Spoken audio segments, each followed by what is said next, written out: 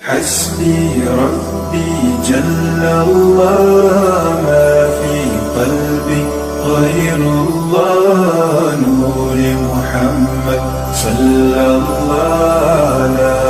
إله إلا الله حسبي ربي جل الله ما في قلبي غير الله نور محمد صلى الله السلام علیکم ورحمۃ اللہ وبرکاتہ۔ الحمدللہ وسلام علی عبادہ الذین اصطفیٰ، اما بعد فاعوذ باللہ من الشیطان الرجیم، بسم اللہ الرحمن الرحیم۔ وعن عبداللہ بن عمرو رضی اللہ عنہ قال خرج رسول اللہ صلی اللہ علیہ وسلم وفی یدہ کتابان الی آخر الحدیث۔ معزز و مکرم ناظرین و سامعین محترم، ہفتہ واری درس حدیث زجاجۃ المصابیح میں آپ کا خیر مقدم کیا جاتا ہے۔ عزیزان محترم، جیسے کہ اہل سنت والجماعت کا عقیدہ ہے، عقیدہ صحیح ہے کہ اللہ رب العزت نے اپنے حبیب پاک صاحب لولاک صلی اللہ علیہ وسلم کو علم غیب کی شان کے ساتھ مبعوث کیا۔ آقا علیہ الصلاۃ والسلام علم غیب ما کان و ما یکون کا علم آپ رکھتے ہیں اللہ کی عطا سے۔ قرآن شریف کی متعدد آیات اور احادیث شریفہ اس پر دلیل ہیں، جیسے کہ قرآن کی ایک آیت ہے وَعَلَّمَكَ مَا لَمْ تَكُنْ تَعْلَمْ، کہ اللہ نے آپ کو سکھلا دیا جو کچھ آپ نہیں جانتے تھے۔ اور اس طرح بہت سی احادیث، سینکڑوں احادیث ہم کو ملتی ہیں جو آقا علیہ الصلاۃ والسلام کے علم غیب کی واضح دلیل ہے۔ انہی میں سے ایک حدیث یہ بھی ہے جس کے راوی حضرت عبداللہ بن عمرو رضی اللہ عنہ ہیں۔ آپ فرماتے ہیں کہ اللہ کے رسول صلی اللہ علیہ وسلم ایک مرتبہ تشریف لے آئے، وفی یدہ کتابان، اور آقا علیہ الصلاۃ والسلام کے مبارک ہاتھوں میں دو کتابیں موجود تھیں۔ اب یہاں پر ایک سوال ہے کہ وہ دو کتابیں جو آقا علیہ الصلاۃ والسلام کے مبارک ہاتھوں میں موجود تھی، کہ کیا وہ دو کتابیں حسی تھی، یعنی دیکھنے والوں کو نظر آ رہی تھی، یا پھر معنوی اور خیالی تھی؟ تو بتلایا گیا راجح بات یہی ہے کہ وہ دو کتابیں حسی تھی کہ دیکھنے والے اس کا مشاہدہ کر رہے تھے، جیسے کہ آگے کی حدیث پاک کے مضمون سے بھی ظاہر ہوتا ہے کہ آقا علیہ الصلاۃ والسلام نے صحابہ سے ان دو کتابوں کے متعلق پوچھا اتدرون ما ھذان الکتابان، اے میرے صحابہ کیا تم ان دو کتابوں کے بارے میں جانتے ہو؟ تو صحابہ نے دیکھا، تبھی تو حضور پاک صلی اللہ علیہ وسلم نے ان سے یہ سوال دریافت کیا۔ اور ایک بات یہ بھی بتلائی گئی کہ نہیں، وہ دو کتابیں حسی نہیں تھی بلکہ معنوی تھی، لیکن راجح بات یہی ہے کہ وہ دو کتابیں حسی طور پر موجود تھی۔ تو آقا علیہ الصلاۃ والسلام نے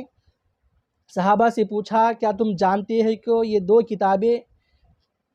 کیا ہیں، یعنی کہ کس مضمون کی ہے، اس میں کیا لکھا ہوا ہے، اس کی تفصیل کیا تم جانتے ہو؟ تو قربان جائیں آقا علیہ الصلاۃ والسلام پر کیا عقیدہ تھا صحابہ کا، دیکھیے۔ انہوں نے کہا قلنا لا یا رسول اللہ، کہ ہم نے کہا کہ نہیں یا رسول اللہ صلی اللہ علیہ وسلم، الا ان تخبرنا، مگر یہ کہ اگر آپ ہم کو خبر دیں گے تو پھر ہم ان دو کتابوں کے بارے میں بھی جانیں گے، اس کا مضمون کیا ہے، اس میں کیا لکھا ہوا ہے، ہم ہر چیز سے باخبر ہو جائیں گے اگر آپ ہم کو اس کی اطلاع اگر آپ ہم کو عطا کریں گے۔ تو پھر صحابہ کرام رضوان اللہ اجمعین کا بھی یہ عقیدہ تھا کہ وہ یہ جانتے تھے کہ آقا علیہ الصلاۃ والسلام کو اللہ نے ہر شے کا تفصیلی علم اللہ نے آپ کو عطا کیا ہے۔ تو تبھی تو صحابہ نے سرکار سے فرمایا کہ یا رسول اللہ اگر آپ ہم کو اطلاع بخشیں گے تو ہم کو اس کے بارے میں علم ہوگا۔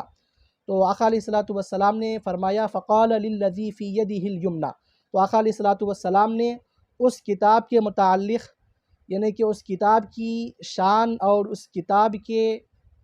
بارے میں آقا علیہ الصلاۃ والسلام نے یہ ارشاد فرمایا جو کہ آپ کے سیدھے ہاتھ میں، آپ کے دائیں ہاتھ میں موجود تھی، ھذا کتاب من رب العالمین، کہ یہ کتاب رب العالمین کی طرف سے ہیں، اللہ رب العزت کی طرف سے ہیں۔ تو گویا کہ سیدھے ہاتھ کی جو کتاب ہے اس کو رب العالمین کے ساتھ خاص کیا، اور اس میں اس بات کی طرف دلالت اور اشارہ ہے کہ اللہ رب العزت ہی تمام بندوں کا مالک ہے اور تمام بندے اس کے مملوک ہیں، غلام ہیں۔ اللہ رب العزت جیسا چاہے وہ اپنے بندوں میں تصرف فرما سکتا ہے، جس کو چاہے وہ سعادت سے ہمکنار کرے، جس کو چاہے وہ جو ہے سنا شقاوت سے ہمکنار کرے۔ یہ اللہ رب العزت کا عدل ہے، جس کے ساتھ چاہے وہ جو معاملہ کرے، پھر اس کے کوئی بھی معاملے پر جو ہے سنا کوئی بھی سوال کسی کو کرنے کا حق نہیں ہے۔ تو لہذا اللہ رب العزت کی جانب سے یہ کتاب ہے۔ پھر آقا علیہ الصلوۃ والسلام نے اس سیدھے ہاتھ میں موجود کتاب کے متعلق اور تفصیل بیان کی کہ فیہ اسماء اہل الجنت و اسماء آبائہم و قبائلہم، کہ دیکھو اس میرے جو سیدھے ہاتھ میں جو کتاب موجود ہے اس میں اہل جنت کے نام ہیں اور ان کے آباء و اجداد کے نام ہیں، ان کے قبائل کے نام ہیں۔ ثم اجمل علی آخرہم، پھر آقا علیہ الصلوۃ والسلام نے ان کی جملہ تعداد کو آقا علیہ الصلوۃ والسلام نے بیان فرما دیا۔ تو عزیزان محترم دیکھیے حدیث پاک کا یہ جز آقا علیہ الصلوۃ والسلام کے علم غیب کی تابندہ دلیل ہے کہ جس میں کوئی بھی تعویل کی گنجائش نہیں ہے۔ آقا علیہ الصلوۃ والسلام کو اللہ رب العزت نے جو مخلوق کے متعلق، انسانوں کے متعلق جو جنت اور دوزخ کا فیصلہ اللہ نے لکھ دیا کہ جس کے علم تک رسائی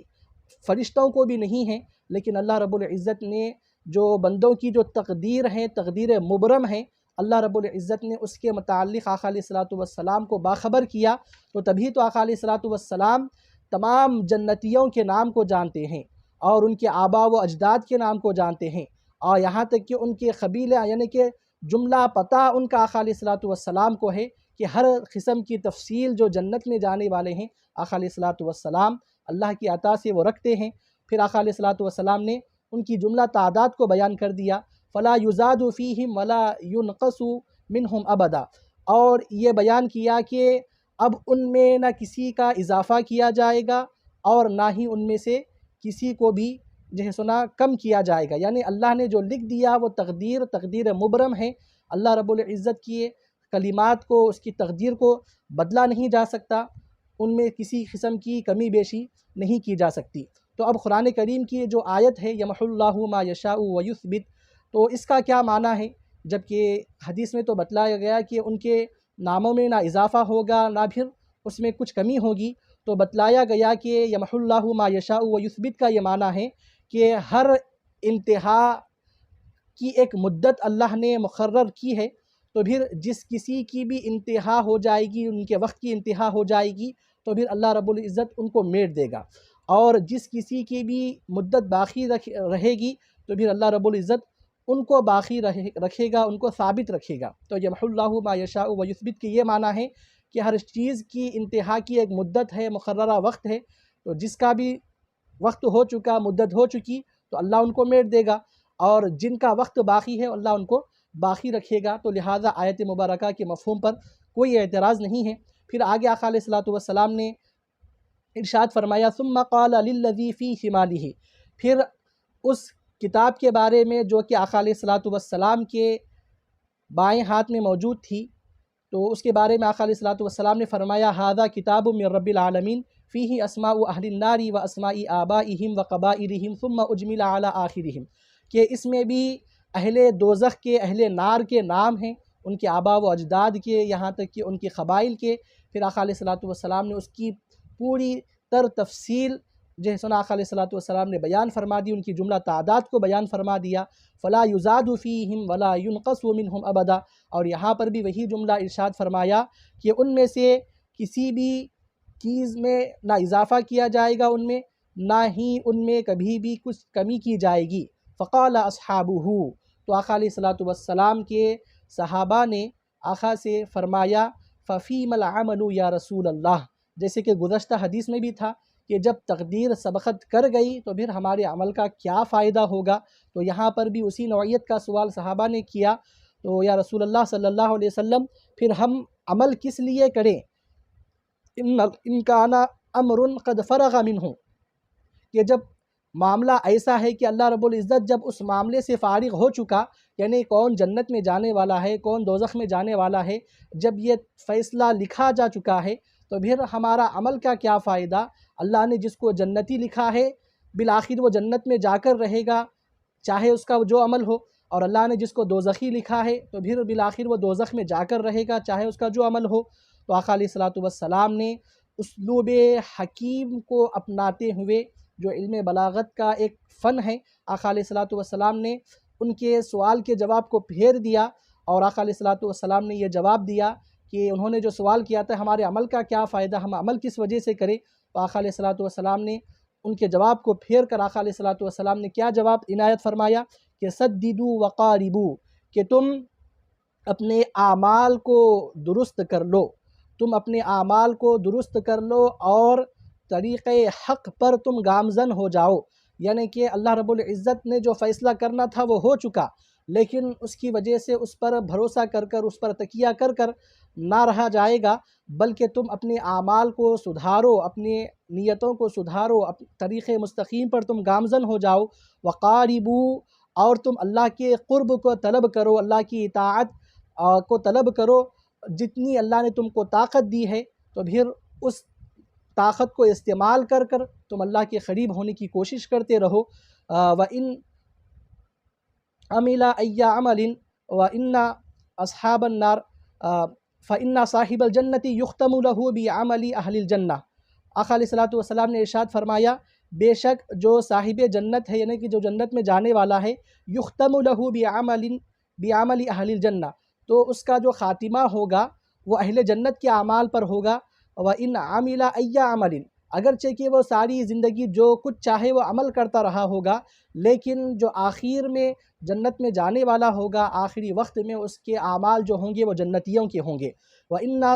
صَاحِبَ النَّارِ يُخْتَمُ لَهُ بِعَمَلِ أَهْلِ النَّارِ وَإِنْ عَمِلَ أَيَّ عَمَلٍ، اور جو دوزخ میں جانے والا ہوگا، صاحب نار ہوگا، اس کے اعمال کا جو خاتمہ ہوگا اہل نار کے اعمال پر اس کا خاتمہ ہوگا، اگرچہ کہ وہ زندگی بھر جو کچھ چاہے عمل کرتا رہے۔ یعنی کہ جیسے کہ حدیث شریف بھی ہے انما الاعمال بالخواتیم، یعنی آپ زندگی بھر آپ نے کیا عمل کیا ہے وہ ایک الگ چیز ہے، لیکن آخری وقت میں آپ کے کیا اعمال تھے، کیا آخری وقت میں آپ متقی پرہیزگار ہو چکے تھے، کیا آخری وقت میں آپ نے جنتیوں کے اعمال کو اپنایا تھا؟ تو بتلایا گیا کہ جو جنت میں جانے والا ہے آخری وقت میں جنتیوں کے اعمال کو اپنائے گا، اور جو دوزخ میں جانے والا ہے آخری وقت میں وہ دوزخیوں کے اعمال کو اپنائے گا۔ ثم قال رسول اللہ صلی اللہ علیہ وسلم بیدہ فنبذہما، پھر آقا علیہ الصلوۃ والسلام نے اشارہ کیا اپنے ہاتھ کی طرف، فنبذہما، اور آقا علیہ الصلوۃ والسلام نے ان دو کتابوں کو اپنے پیٹھ کے پیچھے آپ نے ڈال دیا۔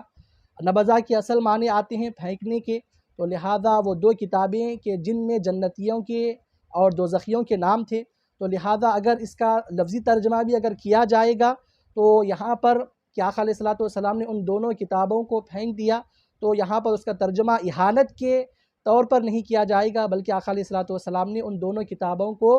پھینک دیا، مطلب عالم غیب کی طرف آپ نے اس کو پہنچا دیا۔ ثم قال فرغ ربکم من العباد، اللہ رب العزت بندوں کے معاملات سے یعنی کہ ان کی تقدیر سے فارغ ہو چکا ہے، اور اللہ کا یہ فیصلہ ہے قرآن میں کہ فریق فی الجنۃ و فریق فی السعیر، کہ ایک گروہ جنتی ہوگا اور ایک گروہ دوزخ میں جائے گا۔ رواہ ترمذی، اس حدیث پاک کو امام ترمذی نے روایت کیا ہے۔ تو عزیزان محترم، گزشتہ یہ حدیث اور اس سے پہلی والی حدیث، اس کے سننے کے بعد ہم کو یہ سیکھنے کو ملتا ہے کہ ہمیشہ ہم کو اطاعت الہی میں اپنے دل کو لگا کر رکھنا چاہیے، ہر وقت اللہ کو راضی کرنے والے کاموں کو